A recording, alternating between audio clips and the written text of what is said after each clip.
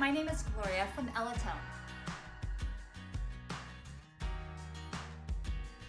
Well, the pelvic floor, also known as pelvic floor muscles, is a band of muscles.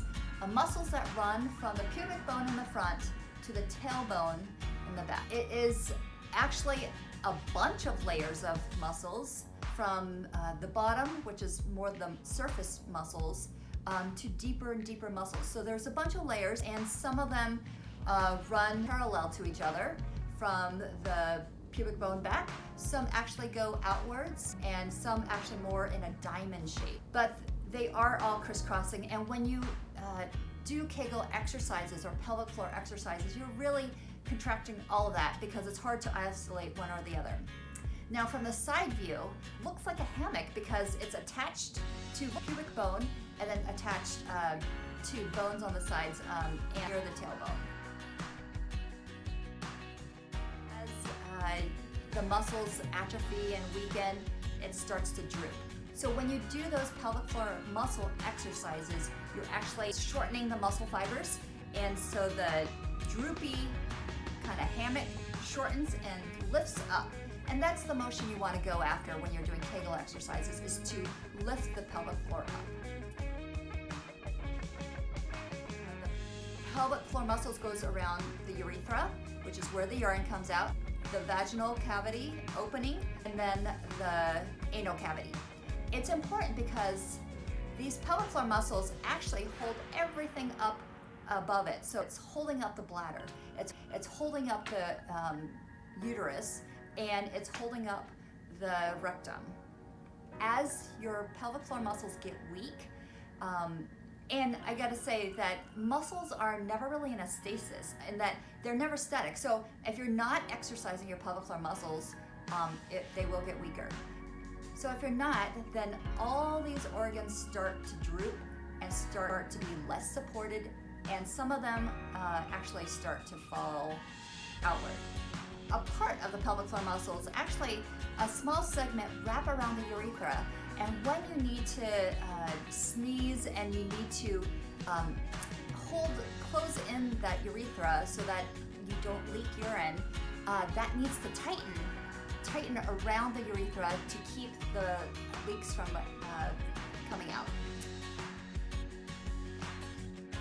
So, a lot of people show how to do Kegel exercises while they're on their back, but in reality, when you have to sneeze, you're not always on your back, right? You're always just walking around, not expecting anything, often sitting up. So what I'd like to show you is how to do Kegel exercises when you're just upright. A hammock is supported in the front by the pubic bone and in the back by the tailbone, or attached near there. But in the center, it's unsupported, so it's drooping. Now, when you contract muscles, it shortens the muscle fibers. So to shorten it, think of contracting. You're lifting everything up when you contract those muscles. So that's what I want you to think about is when you're sitting up, when you're standing, pull up those muscles upward through your spine. I almost think of it like inhaling, except for you don't really want to use your abdominal muscles for that. Now, remember to relax your buttocks, relax your thighs, relax your abdomen. You don't want to tense anything else up. One of the ways to isolate these muscles and to figure out what are the correct muscles is when you're going to the bathroom, when you're peeing. Try to stop the flow. I would say the easiest way is to do some counting.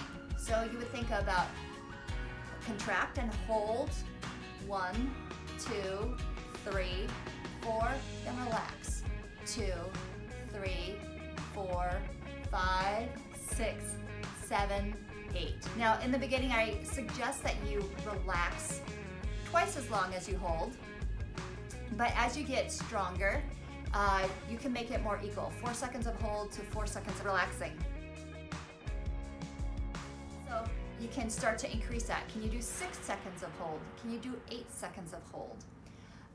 And that would be considered 1 rep. Now repeat that again 6 times. And then as you get stronger, can you repeat it 10 times? And that's considered 1 set. And then you do have to do it ideally 3 times a day. Now it's important after you do these long holds to, at the end of this set, to do quick contractions, because you want to get those quick reflexes up. When you sneeze, it's always very quick. It needs to be instantaneous, right? So you need to do these quick, quick, quick, almost like a contraction every second. Contract, release, contract, release, contract, release. Try to do that 10 times. That is actually more tiring than the long holds. So just at the beginning, try to do it 5 times. See if you could work your way up to 10 times and then even to 20 times. Nice thing is you can do these exercises anywhere. You might want to think about triggers to remind yourself.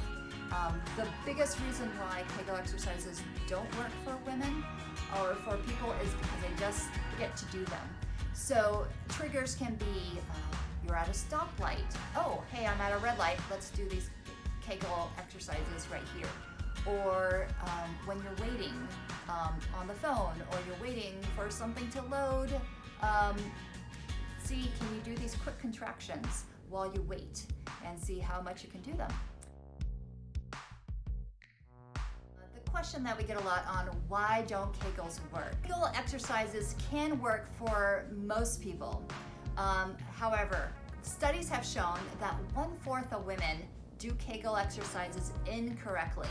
Either they're not contracting, or oftentimes they're actually pushing instead of pulling upwards and contracting the muscles like they should. The other reason why people think that Kegel exercises don't work is because they're not doing it sufficiently enough. Kegel exercises can greatly help incontinence, but I highly suggest that you start Kegel exercises early meaning in your teens, in your 20s. If you need more help, I highly suggest that you check out the ELITONE device, which does the Kegel exercises for you. It does automatically contracts the correct muscles as well as does Kegel exercises longer and stronger than you can on your own.